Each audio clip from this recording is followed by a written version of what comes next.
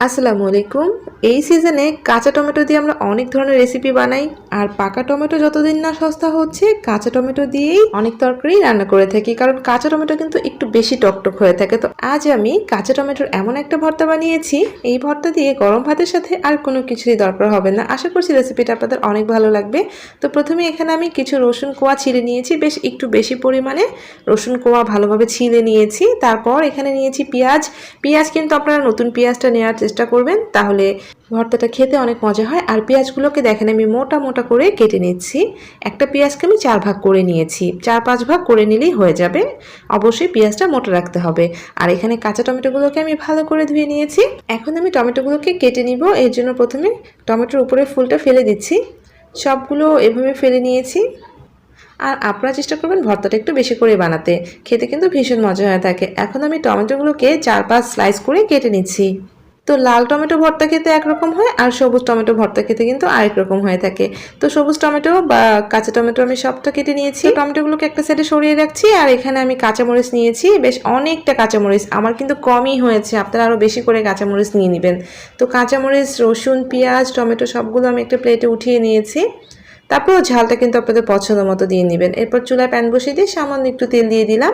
তারপর এর মধ্যে দিয়ে দিচ্ছি রসুন কোয়াগুলো দেওয়ার পরে এর মধ্যে দিয়ে দিচ্ছি আমি কাঁচামরিচ কিন্তু অবশ্যই বেশি করে দিবেন। এখানে কিন্তু আমার অনেক কম হয়েছে, কারণ হলো যেহেতু টমেটোটা একটু টকটক থাকে, তো এই ভর্তাটা একটু ঝালঝাল খেতেই ভালো লাগে। অল্প তেলে আমি রসুন আর কাঁচামরিচটাকে ভেজে নিচ্ছি।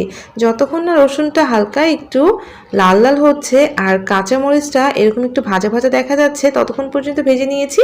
তারপর এর মধ্যে আমি পেঁয়াজটা অ্যাড করে দিচ্ছি। আর পেঁয়াজগুলো দেখেন কতটা মোটা করে কেটে নিয়েছি, ঠিক এরকম মোটা করে কেটে নেবেন। এখন আমি পেঁয়াজটাকে খুবই হালকা করে ভেজে নিব। জাস্ট পেঁয়াজটা যখন দেখব একটু নরম হওয়া শুরু করেছে, তখনই কিন্তু নামিয়ে ফেলবো। আর এটা যেহেতু মোটা মোটা করে কাটা হয়েছে, এটা কিন্তু খুব দ্রুত নরম হয়ে যাবে না।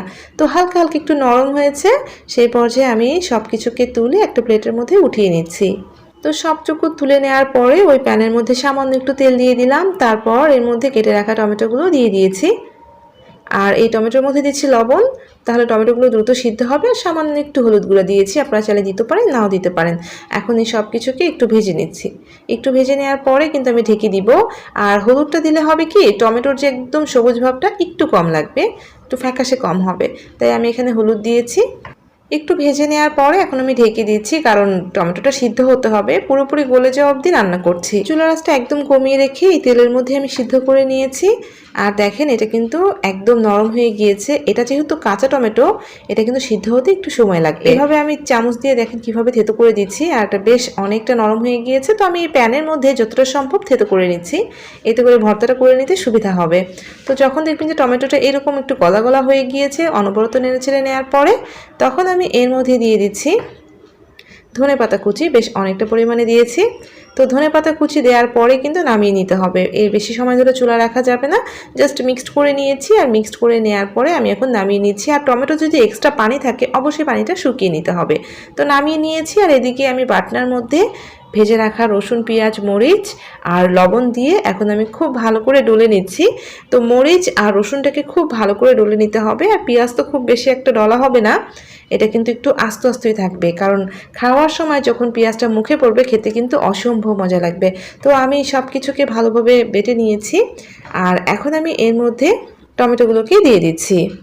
তো সবটা টমেটো আমি এর মধ্যে দিয়েছি। এভাবে যদি টমেটোটা একটু গলে নেন, তাহলে দেখবেন যে ভর্তাটা 2 মিনিটে করে ফেলতে পারছেন। তো আমি খুব ভালো করে একটু পিষে নিচ্ছি, যাতে সব কিছু টমেটোর সাথে মিশে যেতে পারে। তো খুব ভালো করে বাটনার মধ্যে আমি বেটে নিচ্ছি। যেহেতু টমেটোটা গলে নিয়েছি, খুবই কষ্ট কম হবে, খুব দ্রুত ভর্তাটা বানিয়ে নেওয়া যাবে। এই ভর্তার স্মেলটা এত সুন্দর হয়ে থাকে যে আপনি ঘ্রাণেই ভাত খাওয়া শুরু করে দিবেন। আর কয় প্লেট ভাত যে খেয়ে ফেলবেন তা বলতেই পারবেন না।